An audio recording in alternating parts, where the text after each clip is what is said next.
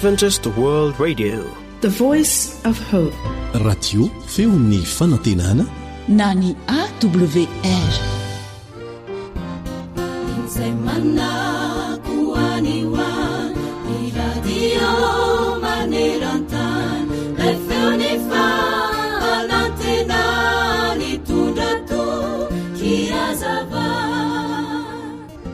Eo amin'ny fiainana, ny olona tsirairay dia tsy maintsy mandray fanapahan-kevitra amin'izay zavatra tsirairay ataony. Na dia miteny aza ny olona iray hoe tsy manan-kevitra omena, dia izay izany ny fanapahan-keviny. Ary ninona fanapahan-kevitra raisinao dia tsy maintsy misy vokany eo aminao na eo amin'ny hafa izany. Izao no fijoroana vavolombelona nataon'ity namana kristianina iray.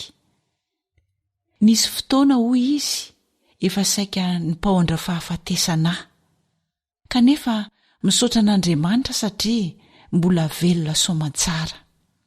Nandray fanapahan-kevitra taorian'izay, tsy hijery ny lasako intsony, na hiemitra, na hitolefika, na hionona tamin'izay toerana nisy afotsiny ihany. Ary tiako zaraina aminao hoy izy izany fomba fijeriko vaovao izany. Tsapako mantsy fa efa voavela avokoa ny fahotako tamin'ny lasa rehetra. Manandanja amiko ny anio izay nomen'Andriamanitra hoy ilay kristianina, ary no aviko dia efa azo antoka. Okizay fa avelako ny aina tao anatin'ny fiainana tsy zarizary. Atsahatro ny fomba fijery tsy mahomby, nofinofo tsy tanteraka. Okizay ny firesahana zavatra tsy misy dikany. Eny, ajanoko any avokoa izay zavatra tsy nahomby rehetra teo amin'ny fiainako, hoy izy. Tsy ilaiko intsony ny fanambonian-tena, ny fimatimatesana azo toerana ambony sy tsara, ny laza sy ny voninahitra hoy ilay kristianina. Tsapako fa tsy voatery hoe izaho foana ny tsy maintsy ho marina mandrakariva, ary tsy maintsy ho voalohany, na ho fantadaza, na ho deraina sy ankalazaina noho ny zavatra vitako, na koa ho valiana soa. Fa ny zavatra fantatro ankehitriny ho ihany izy, dia miaina ampinoana ahy izao, metehatra amin'Andriamanitra, mitia ampaharetana, miaina ambavaka, ary manao ny asan'Andriamanitra amin'ny foko sy ny heriko rehetra. Atrakako ny lohako, afainganiko ny diako, ny lanitra ny tanjoko, hoy ilay kristianina. Tiako ampahafantarina anao anefa hoy izy, fa tery ny lalaka izorako, sarotra ary feno fandrika izany. Vitsy ny namako, saingy azoko antoka fa eto anilako ilay Jehovah mpitarika ahy, ary mazava amiko ny asa ampanaoviny ahy. Tiako ny mijoro vavolombelona ho ihany izy, fa tsy azo nizaniza vidiana ahy, na anaovana marimaritra iraisana amin'ny zavatra tsy mety, ny tsy tokony atao, na ho ahodina mora foana amin'ny hevi-kafetsena mba hamerin-dalana amin'ireo ratsy izay nilaozako fahiny. Tiako loatra ny mijoro an'ilay mpitarika ahy, ary tsy atahotra na hamoizako ny aiko azy izany. Tsy salasala ihany koa hiatrika sy fampiraharaha amin'ny fahavaloko, tsy mampaninina velively, na dia hiverin'ny olona ho tsy misy vidiny aza ny tenako. Eny, na dia hiaina ao anatin'ny fahantrana tanteraka aza, hoy ilay kristianina. Rehefa nandray izany fanapahan-kevitra izany teo amin'ny fiainako aho izy, dia misy ireo manan-kivy, kanefa tsy kivy aho, ary tsy angina raha tsy efa tanterako avokoa, raha tsy efa nivavahako avokoa, raha tsy efa voalazako avokoa, raha tsy efa noefaiko avokoa ny zavatra rehetra nampanao n'ilay naniraka. Tsy vitako rery izany, fa ino Jesosy Kristy irery ihany, dia ekeko amin'ny mpanetretena mba ho azony ampiasaina ampiomana amin'izay mbola tsy nandre, izara ny filazantsara, mandra-piveriny indray eny amin'ny rao any lanitra, andray izay rehetra nahatoky azy, andova fiainana mandrakizay, hoy ilay kristianina niova fo. Endry namako, raha milaza fa tena kristianina ianao, moa ve tena mijoro, tsy menatra, ary anisan'ny mpikambana ao amin'ilay vondron'olona mahatoky amin'ny asa izay nanondrahana azy mba ho voninahitra ilay mpanjaka ny mpanjaka sy tompony tompo, dia tsy izy izany fa Jesosy Kristy. Eny, tsy hoe mbola lavitra na mbola hoelahoela kely, fa efa mbio ambaravarana ny fiafaran'ny tantaran'ny tany. Dia aiza marina ny tena toerana misy azy ianao? Miantso ny tenako anio, ary manentana anao iray feo sy iray fo amin'ity namana kristianina nolazaiko teo ity sy ny apôstôly Paoly ao amin'ny asan'ny apôstôly 2:20 milaza manao hoe: nefa tsy ataoko zavatra akory ny aiko mba hahavita ny alehako, dia ny fanompoana izay niraisiko tamin'i Jesosy Tompo hanambara ny filazantsara ny fahasoavan'Andriamanitra. Amen.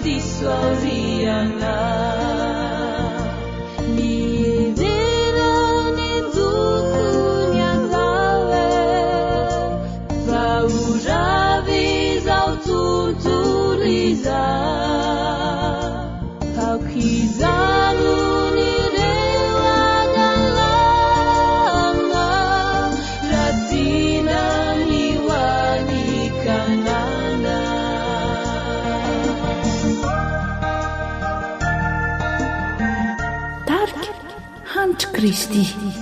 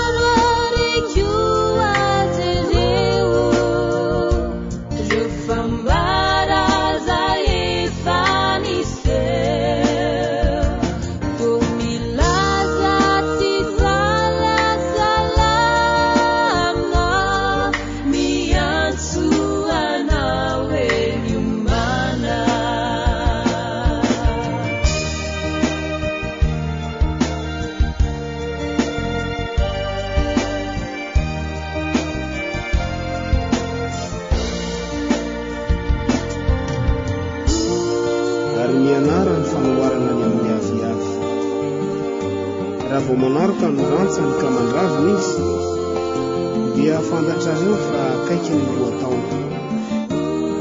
Dia tahaka izany koa ianareo, raha vao hitanareo fa tonga izany zavatra izany dia aoka ho fantatrareo fa efa akaiky ambaravarana izy. Anio, raha mbola afaka mandray izao antso izao ianao dia ny mbola tsy mikatona aminao ny varavara-pasoa azo sarasara intsony atoloran'Andriamanitra no teranao fa tsy hoela dia horava izao tontolo izao azavazy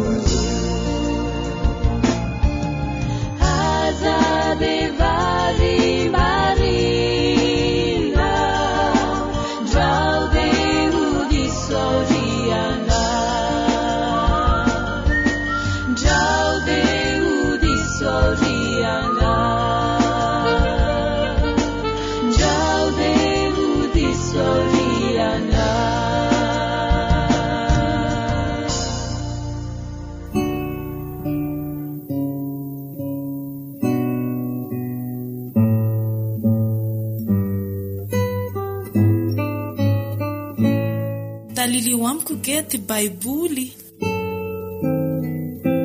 fandaharana iarahanao amin'ny feon'ny fanantenana.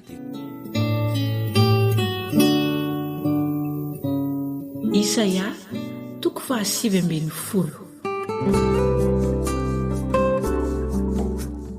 Faminaniana ny amin'ny loza anjoan'ny Egipta.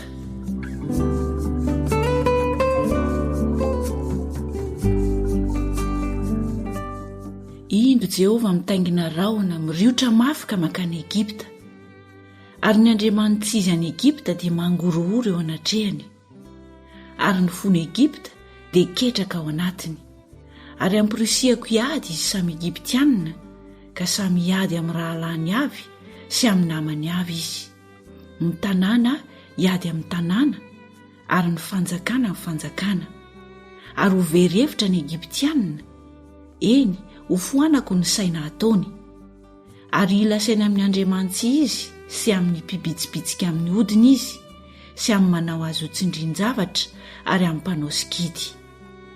Ary Egipta dia atolotro ho giazana amin'izay fitondrana mafy, ary mpanjaka masika no anjaka aminy, ho Jehova tompony maro. Ny rano amin'ny ranomasina ho tankina, ary ny ony ho ritraka ho maina, ho maimbo ny sambatsapan'ny ony, ary ny lain-dranon'ny Egipta hiena ka ho maina. Ny volotara sy ny zozoro alazo, ny tany eny amoron'ny ely sy ny tanimbary rehetra eny amoron'ny ely samy ho maina sy anjary vovoka ka tsy ho eo intsony. Dia hitomany ny mpakazan-drano, ary hisaona ny mpamintana rehetra onely, ary ho reraka amin'ny mpandatsaka rato amin'ny rano, ho very fanantenana izay mandroatra rongony amin'ny fiogo sy izay manenina ariry. Ny andrin'ny tany ho torotoro, ary ny mpikarama rehetra alahelo. Efa adala mihitsy ny mpanapaka ny zona, hevim-poana no avoakan'izay endry indrindra amin'ny mpanolon-tsain'ny Farao. Ahoana no ilazanareo amin'ny Farao hoe zanak'olon-kendry aho sady hitaranako ireo mpanjaka fahagola? Aiza ary ireo olon-kendrinao ireo? Oka hanambara aminao izy. Ary oka ho fantany izay nokasain'i Jehova tompony maro atao amin'ny Egipta. Efa adala ny mpanapaka ny zona, efa voafitaka ny mpanapaka ny Memfisa, ary efa nampivembena ny Egipta ireo fehizorony fireneny. Jehova efa nampidina fanahy mampandraingiraingy teo Egipta, ka efa nampivembena azy tamin'ny asany rehetra ireo. Dia tahaka ny olona mamo, miraingiraingy sady mandoa. Samy tsy ahatotosa ny asany ny Egiptianina, na ny loha, na ny rambo, na ny sampandrofia, na ny zozoro. Amin'izany andro izany dia ho tahaka ny vehivavy Egipta, ka ho torakovotra sy ho rakin-tahotra noho ny faninjitry Jehova tompony maro ny tanany, izay ahinjiny amelezany azy. Ary ny tany Joda dia ho fahatahorany Egipta, ka na oviana na oviana ny misy miresaka izany aminy dia ho raiki-tahotra izy noho ny fikasan'i Jehova tompony maro, izay kasainy ny amin'ny amelezana azy. Amin'izany andro izany dia hisy tanàna 5 amin'ny tany Egipta, samy hitenin'ny fitenin'ny Kanana sy hianiana ho an'i Jehova tompony maro. Ny anankiray atao hoe Ira-Aresa. Amin'izany andro izany dia hisy alitara ho an'i Jehova eo amin'ny tany Egipta, sy tsangam-bato eo an-tsisiny ho an'i Jehova. ary ho famantarana sy vavolombelona ho an'i Jehovah tompony maro ao amin'ny tany Ekipta izany fa hitaraina amin'i Jehovah noho ny mpampahory izy. Ary aniraka mpamonjy sy mpiaro ao aminy izy ka hamonjy azy. Ary Jehovah hanao izay hahafantary ny Egiptianina azy. Ary ny Egiptianina kosa ahalalan'i Jehovah amin'izany andro izany. Dia hanompo azy amin'ny fanatitra latsa-drasy amin'ny fanatitra hoaniny izy, ka hivoady amin'i Jehovah sady hanefa ny voadiny. Ary Jehovah hamely ny Egiptianina, eny fa sady hamely izy no hanasitrana, dia hiverina ho any amin'i Jehovah ireo, ka ekeny ny fangatahany ary hositraniny izy. Amin'izany andro izany dia hisy lalambe avy any Egipta makany Asiria. Koa ny Asirianina dia akany Egipta, ary ny Egiptianina kosa akany Asiria. Ary ny Egiptianina sy ny Asirianina hiara-mivavaka. Amin'izany andro izany ny Israely no ho fahatelony amin'ny Egipta sy Asiria, ho fitahiana eo amin'ny tany. Fa ho tahian' Jehovah tompony maro ireo, ka ataony hoe ho tahiana ny Egipta oloko sy Asiria asan'ny tanako, ary Israely lovako.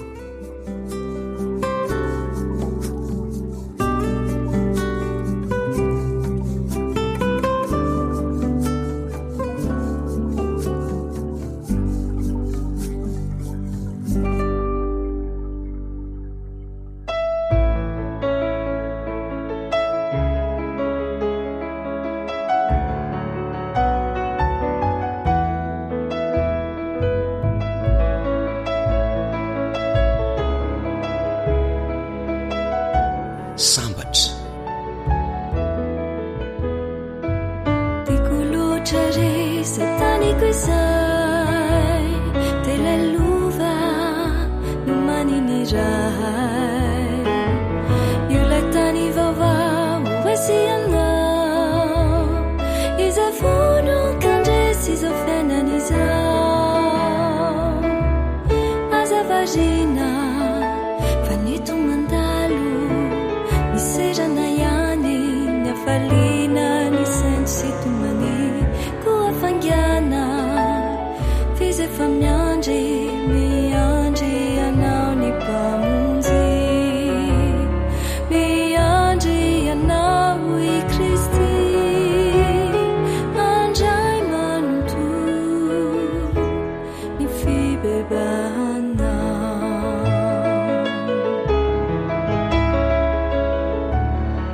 Tsy efa W ra koa mandeha zegny zalamo, tsara izy ao e.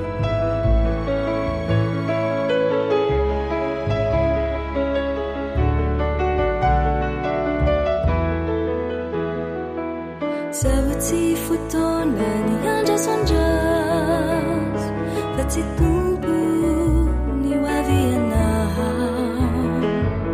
Na ny ray minitra za tsy fantatra, koa anio tapao ny hevitrao. Aza varina fa neto mandalo, miserana ihany ny hafaliana ny saintsy sy tomany, koa fangana fizy efa miandry anao ny mpamonjy, miandry anao i Kristy, andray manontolo ny fibebahanao.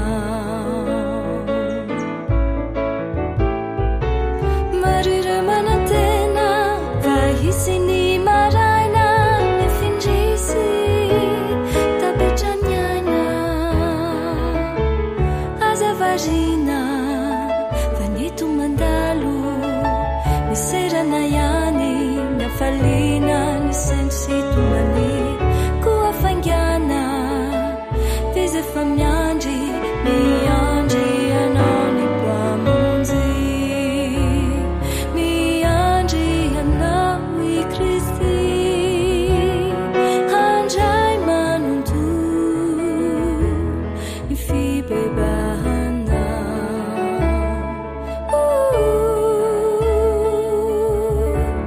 Ny fibebahanao.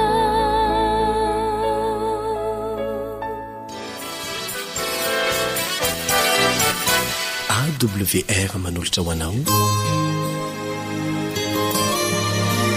feon'ny fanantenana.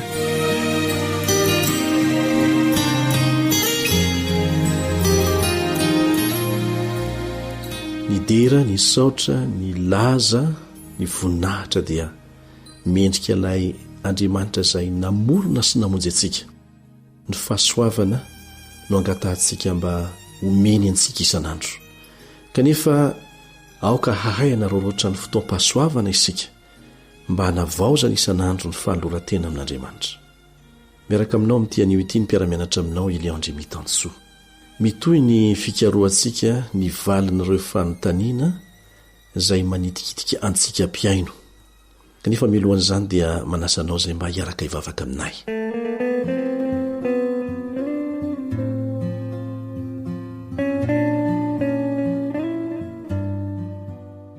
Raha izay ny an-danitro, sotranao izay noho izao tombontsoa lehibe izao, ahafahanay manohy ny fiarah-mianatra ny teninao. Angatahanay ny famelan-keloka avy aminao, angatahanay koa ny fanazavan-tsaina avy aminao, mba tsy ho diso ny fandraisanay ny teninao. Amin'ny anaran'i Jesosy. Amen.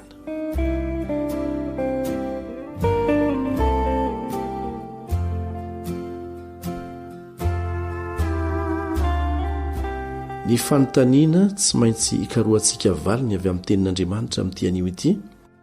Fanontaniana izay avy amintsika mpiaino ihany dia manao hoe: marina ve fa novonjena noho ny fitandreman'ny lalàna ny olona tao amin'ny testameta taloha, ary ny aty amin'ny testameta vaovao kosa dia nivonjena amin'ny fahasoavana.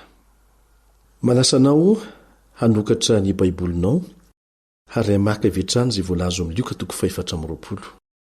Lioka 4:20 ka ny 7:20. Ny 7:20. Mitantara mikasika ny fomba nanazavan'i Jesosy ny sain'ireo mpianatra roa lahy izay niara-dalana taminy Jesosy eto. Dia izao no lazainy: dia nanomboka hatramin'ny Mosesy sy ny mpaminany rehetra izy, ka nanambara taminy ny hevitry ny teny milaza azy ao amin'ny soratra masina rehetra. Manambara an Jesosy zany ny soratra masina rehetra, na testameta taloha na testameta vaovao. Tsara aloha zany ny ametrahana an'izay mazava tsara. Tsy hoe aty amin'ny testameta vaovao Jesosy vao tonga, fa efa trany amin'ny famoronana no efa niasa zany Jesosy zany. Raha amin'Andriamanitra telo izay iray mpamorona Jesosy. Natongavany aty amin'ny testameta vaovao dia izy tonga nofo ny voatantara ao, fa Andriamanitra efa nisy hatr'izay ray amin'Andriamanitra telo izay iray, Jesosy. Raha miresaka isika hoe novonjena noho ny fitandreman'ny lalàna ve ny olona tao amin'ny testameta taloha, ary ny aty amin'ny testameta vaovao kosa amin'ny fahasoavana. Amin'ny fahasoavana amin'ny alalan'ny finoana foana ny famonjena amin'ny testameta taloha sy ny testameta vaovao. Famonjena amin'ny alalan'ny finoana foana, tsy miova ny planin'Andriamanitra sy ny fomba entiny mamonjy ny olombelona. Tokana dia tokana foana ny fomba ampiasain'Andriamanitra hamonjenantsika, tsy misy fomba samihafa. Ary manazava an'izany angeny Titos 2:20 Titos 2:20 fa efa miseho ny fahasoavan'Andriamanitra izay famonjena ny olona rehetra, na ny taloha any amin'ny testameta taloha, na ny olona velona te amin'ny testameta vaovao sy amin'izao fotoana izao, dia izao fahasoavan'Andriamanitra no hamonjena ny olona rehetra. Raha azavaina amin'ny fomba tsotra dia izao: ireo lehilahy sy vehivavy ao amin'ny testameta taloha dia novonjeny Kristy. Manondro ny fiaviany Mesia ny zanak'ondry tsirairay avy izay novonoina. Izao raha tsotsorina ny fomba nasain'Andriamanitra natao teo anivon'ny zanak'Israely rehefa misy olona manota. Rehefa manota ny olona anankiray dia tsy maintsy mitondra biby ho atao fanatitra, ondry na voromailala. Dia entina zany biby zany entina eo anatrehan'ny mpisorona, dia apetraka ilay olona nitondra ilay biby eo ambonin'ilay biby eo amin'ny lohany ny tanany, dia miaiky ny fahotany eo izy miaiky ny fahotana izy a vavolombelona mahitan'izany a lay mpisorona. Inona ny dikan'ilay tanany apetraka eo amin'ny lohan'ilay biby rehefa miaiky ny fahotana izy. Tahaka ny mamindra ny fahotany ao amin'ilay biby izy amin'izany fomba izany.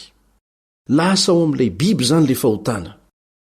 Koa satria fahafatesana ny tambiny ota zay mitondra n'ilay ota dia maty. Dia tsy maintsy vonoina zany ilay biby ho solon'ilay olona zay tena nanota.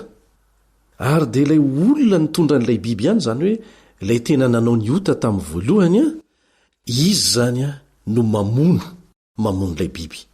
Maty teo amin'ny toerana tokony nahafatesany zany a ilay biby. Manondro aniza re ty biby ty e? Io ondro zay ny vonoina io e? Manondro aniza? Zao ny vakitsika ao amin'ny Jaona toko voalohany. Jaona toko voalohany manomboka eo amin'ny 1:1. Tamin'ny voalohany ny teny, ary ny teny tao amin'Andriamanitra, ary ny teny dia Andriamanitra.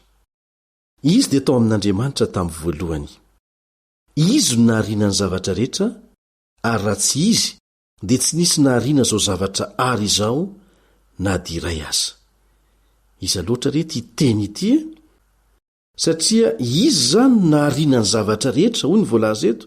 Raha tsy izy dia tsy nisy nahariana zao zavatra ary zao na dia iray aza. Dia zao ny toy ny teny, izy no simpiainana, ary ny fiainana ny fanazavana ny olona. Dia toy izantsika avy hatrany ery amin'ny 1:10. Teo amin'izao tontolo izao izy, ary izy no nanaovana izao tontolo izao, nefa izao tontolo izao tsy nahalala azy. Tonga tany amin'ny azy izy, fa ny azy tsy nandray azy. Fa izay rehetra nandray azy dia nomeny hery ho tonga zanak'Andriamanitra, dia izay mino ny anarany. Eo amin'ny 1:14.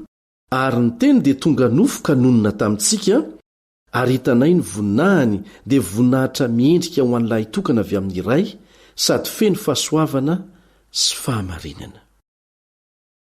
Lay teny tonga nofo dia Jesosy Kristy.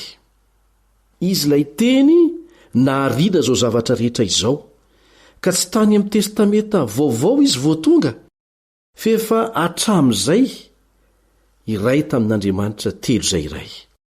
Izy no nahariana ny zavatra rehetra. Dia i Jaona manambara azy rehefa nahita azy eo amin'ny 1:7. No ny ampitso dia nahita an' Jesosy avy nanatona azy Jaona ka dia hoy izy, indro ny zanak'ondrin'Andriamanitra izay manaisotra ny fahotana zao tontolo izao. Indro ny zanak'ondrin'Andriamanitra izay manaisotra ny fahotana zao tontolo izao. Lay zanak'ondry nentiny zanak'Israely isaky ny manota dia maneho ilay zanak'ondrin'Andriamanitra izay manaisotra ny fahotana zao tontolo izao, tsy ny olona ao amin'ny testamenta vaovao ihany, fa ny fahotana zao tontolo izao. Ny fahotako, ny fahotanao anatin'izany. Vonjena amin'ny alalan'i Kristy efa tonga zany ny lehilahy sy ny vehivavy ao amin'ny testamenta vaovao. No vonjeny Kristy izay efa teo rahateo, ary naseho ara-tandindona tamin'ny alalan'ilay zanak'ondry izay novonoina mamonjy zao rehetrarehetra zao. Jesosy Kristy, mpamonjy ny olona rehetra. Amin'ny toe-javatra anankiray dia mibanjina ny azo fijaliana ny finoana. Jesosy rery ihany ny fomba tokana azo antsika famonjena, araka ny voalaza ao amin'ny Asin'ny Apôstôly toko 4 ka ny 12. Asin'ny Apôstôly toko 4 ka ny 12. Ao anao voalaza ao, ary tsy misy famonjena amin'ny hafa, tsy misy anarana hafa ambany lanitra nomenan'ny olona izay ahazontsika famonjena.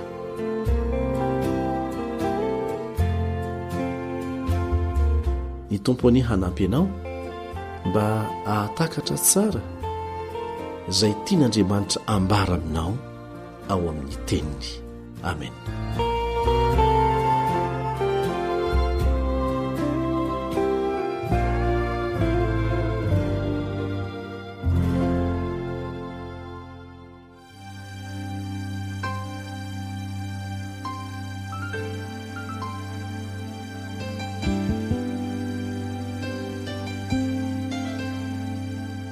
Antoko-pihira arahako ny fahazavana ankady manga.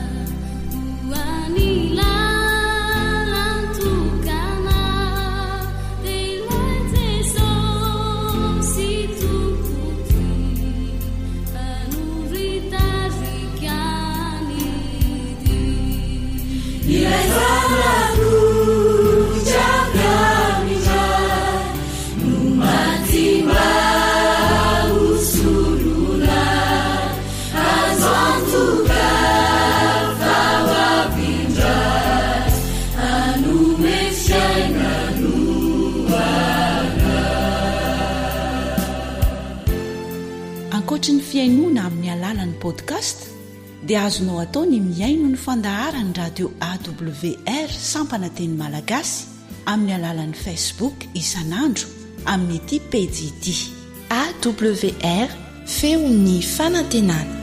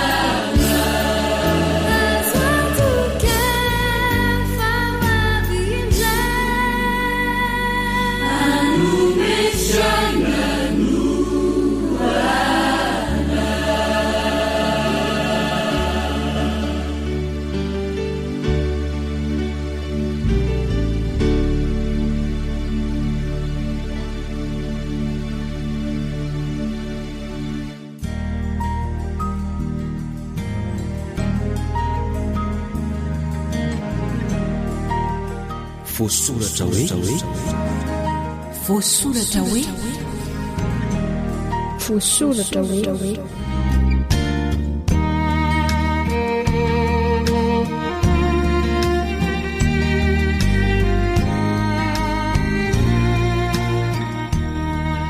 ampifaliana tanteraka indray no iarabananao mpiaino izay manaraka tsy tapaka ny fandaharan'ilay feony fanantenana tafiditra ao anatin'ilay zanam-pandaharana voasoratra hoe ianao izao ko manasanao mba aritra iaino hatramin'ny farany.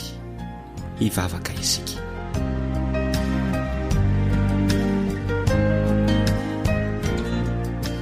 Andriamanitra rainay tsara indrindra ny an-danitro, misaotra anao izay noho ny fitahianao rehetra, misaotra anao noho ny tombontsoa omenao anay ahafahanay mandinika ny soratra masina. Mangataka anao izay mba haniraka ny fanainao masina, mba hialolalana anay, hanazava ny sainay ny amin'izay tokony ho fantatray ny amin'izany soratra masina izany. Amin'ny anaran'i Jesosy no angatanay izany vavaka izany. Amen.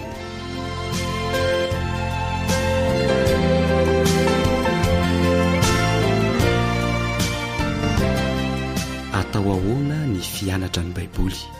Fizarana faharoa.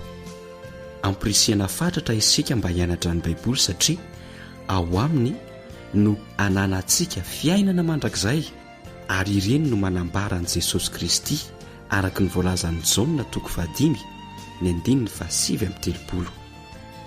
Ampirisiana fatratra ihany koa isika mba handinika ny soratra masina satria ilaina mba hanana toe-panahy tsara isika araka ny voalazan'ny asan'ny apôstôly 7:12-12. Ary efa hitantsika ihany koa fa betsaka ireo andininy to sarim-pantarina ao amin'ny soratra masina nefa betsaka ihany koa ireo andinina izay mazava rehefa dinihina fotsotra ny tenin'Andriamanitra. Ny anio ary dia hodinitsika indray ny amin'ny hoe ny fanahy masina sy ny baiboly, ny vavaka sy ny fianarana ny soratra masina ary ny vokatra azo avy amin'ny fianarana natao tamin'ny fahatsoram-po.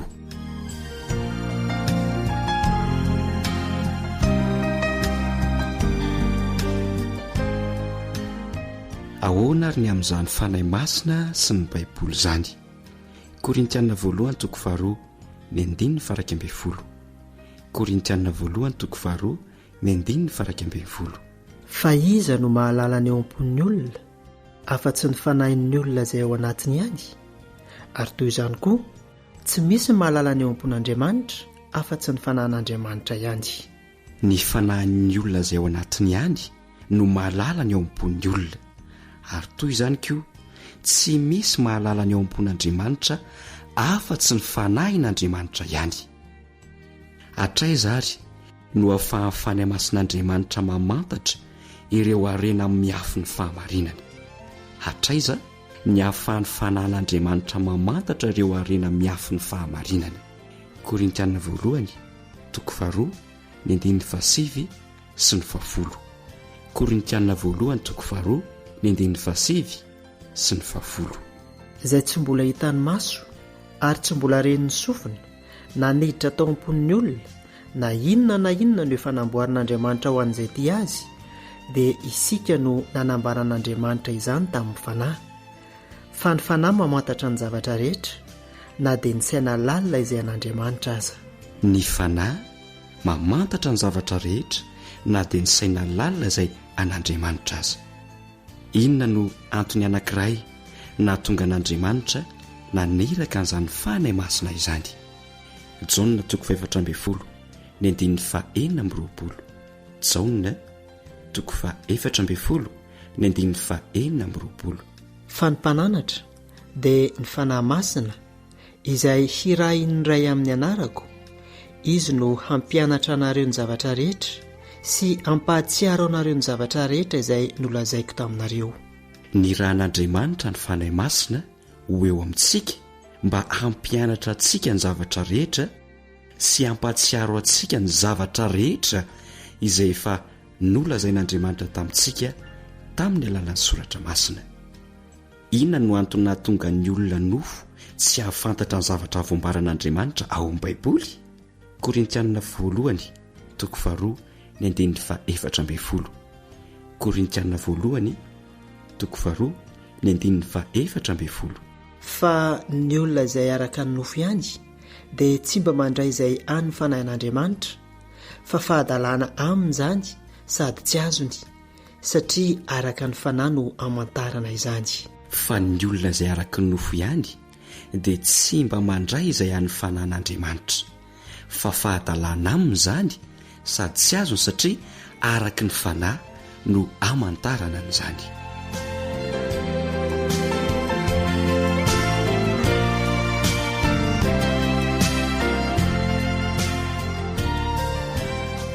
Ny vavaka sy ny fianarana ny soratra masina. Inona no antony tokony hivavahan'ny mpamaky baiboly rehetra? Nahoana ny tsy maintsy mivavaka alohan'ny hamakiana baiboly? Salamo 5:7-7. Salamo 5:7-7. Ampahirato ny masoko mba ahitako zava-mahagaga ao amin'ny lalanao. Tsy maintsy mivavaka isika alohan'ny hamakiantsika ny baiboly mba hampahirata'Andriamanitra ny masontsika. Fa rehefa tsy mivavaka isika alohan'ny hamakiana baiboly dia tsy misy na inona azontsika amin'izany. Inona ny fanomezan'ny fanahy ny rin'ny apôstôly ho azon'ny kristianina? Ao amin'ny Efesianina 1:17 sy 18. Efesianina 1:17 sy 18. Mba homen'Andriamanitra Jesosy Kristy tompontsika ray ny voninahitra ho anareo ny fanahin'ny fahendrena sy ny fanambarana amin'ny fahalalana azy tsara, ary mba hampahiratina ny masony sainareo mba ho fantatrareo izay fanantenana avy amin'ny fiantsony sy izay aren'ny voninahitry ny lovany eo amin'ny olona masina. Inona avy ary rehefa hipetra takin'ny teny fikasana mba hahazahoana fahazavantsaina ny amin'ny fanambarana n'Andriamanitra.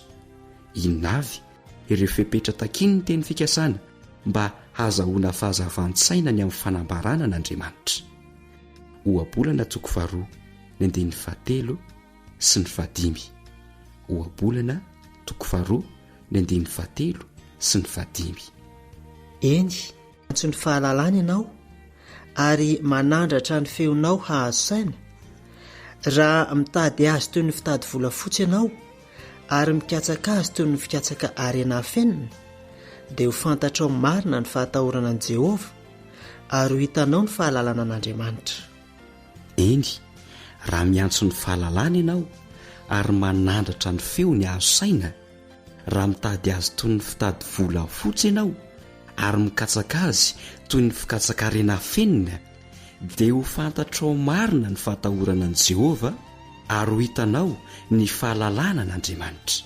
Ho fantatrao marina ny fahatahorana an' Jehova ary ho hitanao ny fahalalana an'Andriamanitra raha mikatsaka azy toy ny fikatsahana arena hafenina ianao.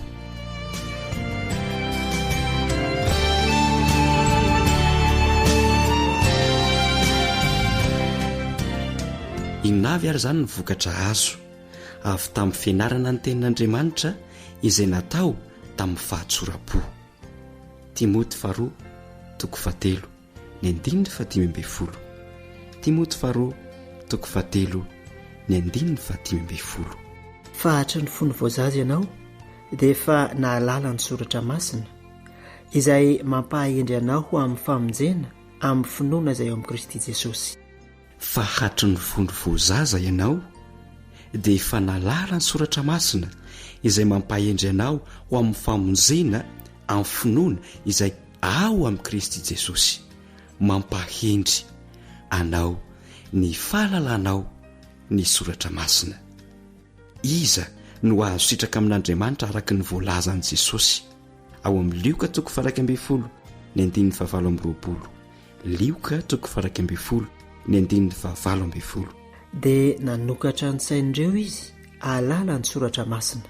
Betsaka amin'ireo olona izay mandinika ny tenin'Andriamanitra nefa no tsy dia mahazo fahendrena firy, mba tsy ilazana hoe tsy mahazo fahendrena mihitsy.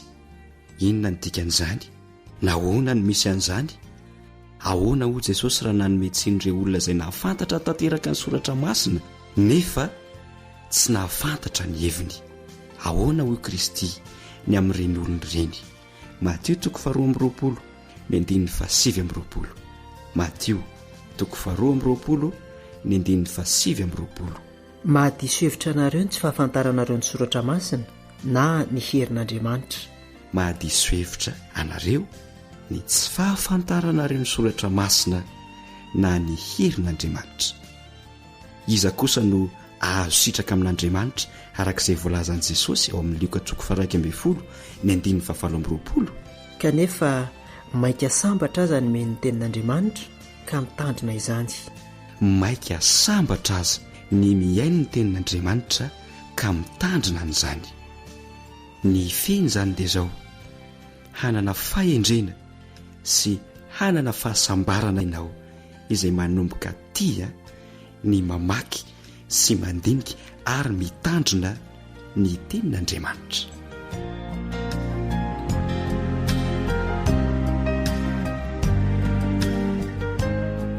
Tonga ny ora tsy maintsy ifandozantsika satria tapitra ny fotoana. Isoranay ianao naharitra ny aino hatramin'ny farany. Manome fotoananao ho amin'ny manaraka indray ny mpiara-mianatra aminao Joseiva sy Nardina. Mandrapitavary.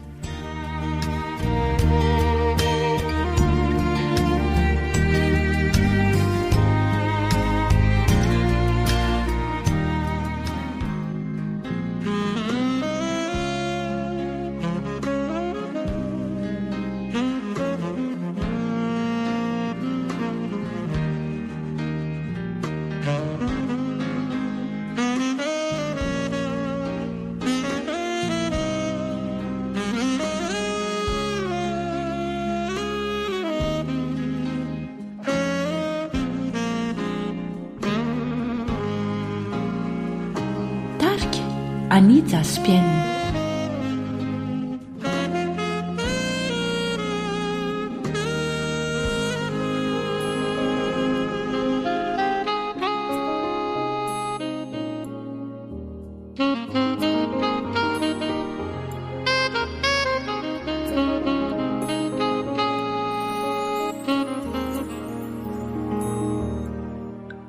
Hitako ny teninao raio, nandramako ho fiainako, tsapako fa tsara sady mahasoa. Teny mitondra fiadanana, marina tsisy kianina, velona sady mahery, toy ny saba trarole.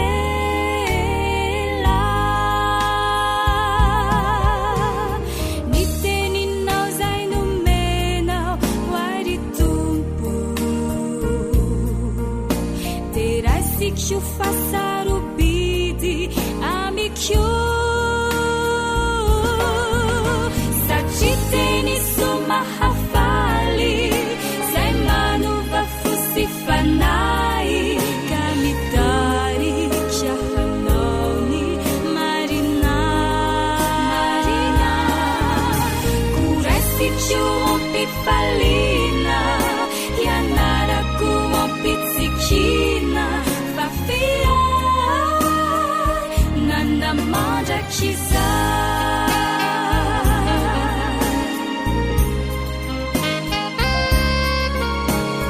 AWR mitondra fanantenana isan'andro ho anao.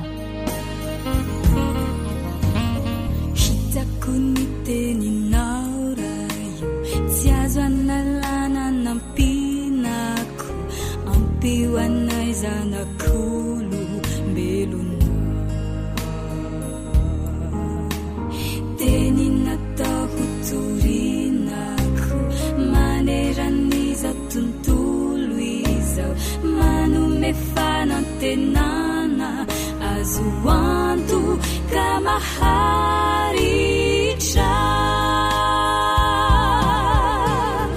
Inty ao favono kanambara, hitory ny teny filaza tsara soa, satria teny soma hafaly zay manova fosy fanay ka mitarika hanao ny marina koresitsio ampifalina hianarako ampitsikina fafia nanamandrakiza.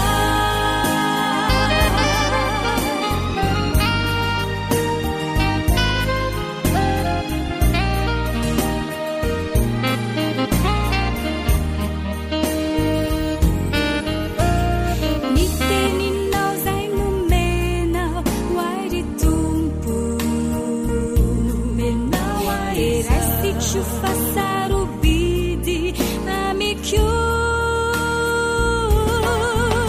satiteni suma hafali zay manuva fusi fanay kamitari chahanao ny marina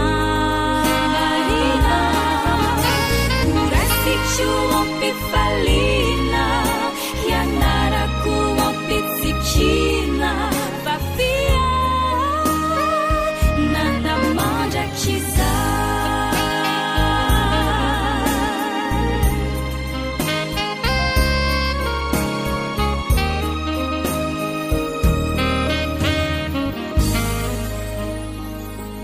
AWR téléphone 034 06 797 62 033 07 170 70.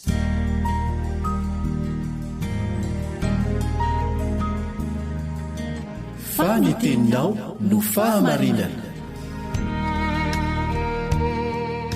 Taridalana manokana fianarana baiboly avoaka ny fiangonana advantista maneran-tany. iarahanao amin'ny radio feo ny fanantenana.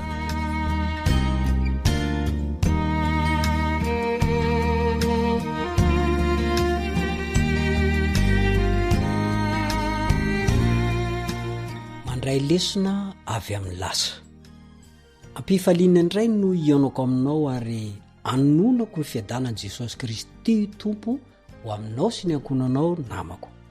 Ny namanao ry Sarandrianjatovo mpiara-mianatra ny soratra masina aminao moa no renesinao amin'izao fotoan'izao eto amin'ny onjam-peon'ny AWR na ny radio advantista maneran-tany izay mampiasa teny pirenena zato mahery. Samy man teknisianina ampita ny feo any amintsika androany koa asaiko ianao ry mpiara-mianatra amiko mba hitazona trano ny faliananao mandritra amin'ny fiarantsika eto. Mandray lesona avy amin'ny lasa. Andao sika hivavaka aloha.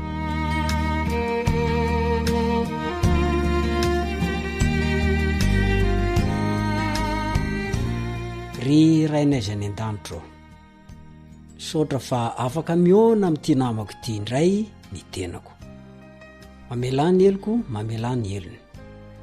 Taio aho dia mba taio ihany koa izy sy ny ankonany. Ary omeo anay ny fanano masina, ampianatra anay, amerina aminay izay sarobidy indrindra tokony ilainay amin'ny fomba hamonjenanay iandrasanay ny Jesosy Kristy zanako eny amin'ny raha ny lanitra, ka rehefa ho avy izy dia tsy misy ho latsaka na dia iray aza aminay. Amin'ny anaran'i Jesosy no angatana izany. Amen.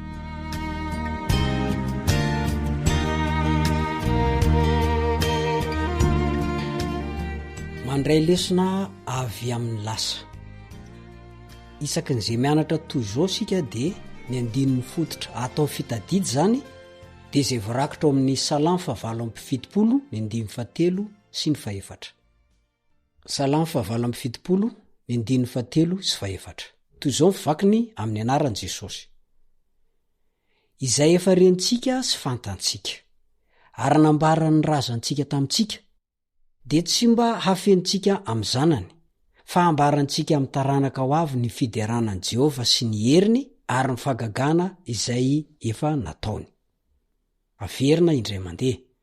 Izay efa rentsika sy fantantsika ary nambarany razantsika tamintsika dia tsy mba hafentsika amin'ny zanany fa ambarantsika amin'ny taranaka ho avy ny fideranan'i Jehova sy ny heriny ary ny fagagana izay efa nataony.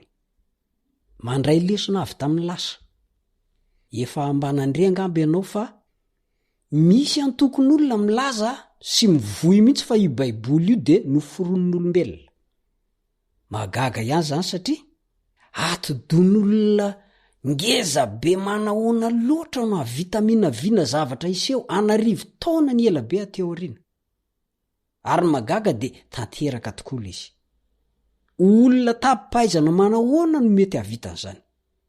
Tadio anefa fa isoratra masina io dia tsy boky momba ny filozofia feno vinavinan'olombelona fa kosa fidiran'Andriamanitra an-tsehatra eo amin'ny tantaran'olombelona hatrany am-piandohana. Ao amin'ny salamo maro ny fiderana dia miseho amin'ny endrika fitantarana ny asa-pamonjena mahagaga nataon'i Jehova. Ny sasany manasa amin'ny vahoaka an'Andriamanitra andray lesona avy amin'ny tantara, indrindra avy amin'ny fahadisoana nataon'izy ireo sy ny razany. Mibantoerana ny hira ao amin'ny sasany amin'ireny salamo tantara ireny, izay manasongadina ny asa mahagaga nataon'Andriamanitra ho amin'ny vahoakany tamin'ny lasa. Ary koa manamafy ny fitokian'izy ireo amin'i Jehova, izay mahatoky sy mahay manafaka azy ireo amin'ny ady sarotra hatreny. Araka ny tantaraiko tary aloha, ilay antokon'olona ny lazaina teo am-boalohany izay mitsikera mafy ny famarinana amin'ny baiboly, dia mandafa miasa ao amin'ny tantarantsika mihitsy Andriamanitra, dia ilay Andriamanitra nampanoratra amin'ny baiboly io. Satria io Andriamanitra io no tompony izao rehetra izao. Izy ny namorona, noho izany dia mananjo hiditra an-tsehatra izy ary tokony io ekentsika izany. Azy ene isika io azy izay rehetra hitan'ny masontsika, na tsy hitan'ny masontsika azy daholo izany. Zao anefa, na azy ary isika sy zay rehetra hitantsika sy ny tsy hitantsika dia tsy mba mpanapaka manao anterisetra io Andriamanitra io fa manaja ny safidintsika kanefa mampitodika mandrakarivantsika amin'ny lasantsika mba handraisantsika lesona ny amin'ny ho avy amin'ny tokony ametrahantsika ny tongontsika io Andriamanitra io. Koa tadidio ary fa ny mampiavaka ny salamo tantara dia manampy antsika atsapa fa ny tantaram-piainantsika io dia ao anatin'ny tantara mivoaka an'Andriamanitra ka ny tantara ny lasa dia tantara ny lasantsika ihany koa satria voaray ho isan'ny fianakaviam-ben'ny mivoaka an'Andriamanitra ara-tantara isika noho ny amin'ny Kristy. Hoy ny voalazan'ny Romanina 9:15 ka 17. Romanina 9:15 ka 17. Fa tsy nandray ny fanampandevozana ho an'ny tahotra indray ianareo, fa nandray ny fanahy ny zanaka natsangana zay efa ntsontsika hoe Abraio. Ny fanahy dia miara-milaza ny fanahintsika fa zanak'Andriamanitra isika. Ary raha zanaka dia mpandova, eny, sady mpandova an'Andriamanitra no mpiray lova amin'ny Kristy koa, raha miara-miahatra aminy isika ka hiara-manam-boninahitra aminy koa.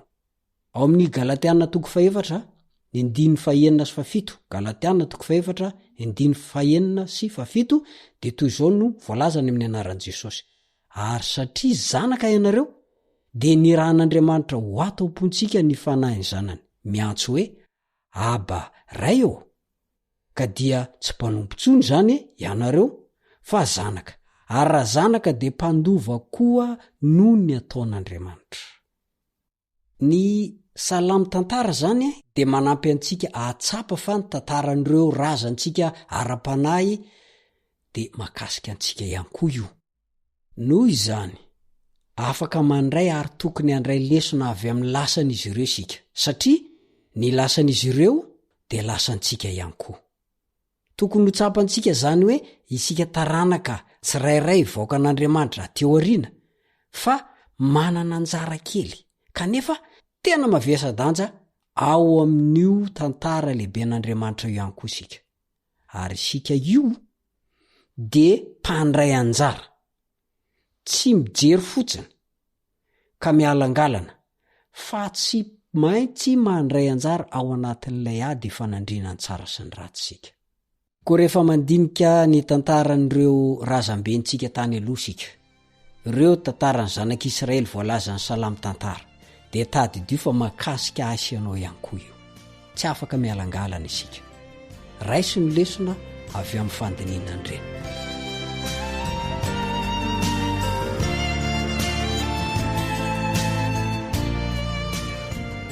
Atreo indray no fotoana ny arako taminao androany. Koa manome fotoana anao ny tenako zay mpiara-mianatra ny soratra masina aminao mba tsy ho tapaka ny fiarantsika miaraka eto rehefa tonga fotoana toy izao. Misaotra ny teknisianina Sam napita ny feo ho any amintsika tsirairay avy. Ary akasitrana tanteraka ny fiaranao tamiko teto ry namana mpiara-mianatra ny soratra masina. Mbola mamerina ny fanonana ny fiadanan'i Jesosy ho aminao sy ny ankonanao, ary mametraka veloma finaritra ho anareo rehetra ny namanao Richard Andrianjatovo. Veloma tompoko.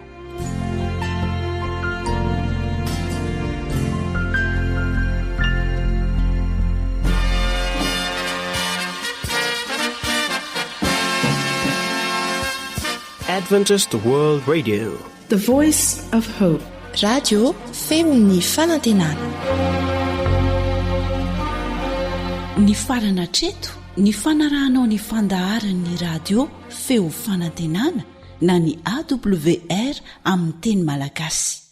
Azonao ataony mamerina miaino sy maka maimaim-pona ny fandaharana vokarinay amin'ny teny pirenena mihoatriny 100 amin'ny fotoana rehetra. Raisoaryn'ny adresy ahafahanao manao izany: awr.org na feofanantenana.org.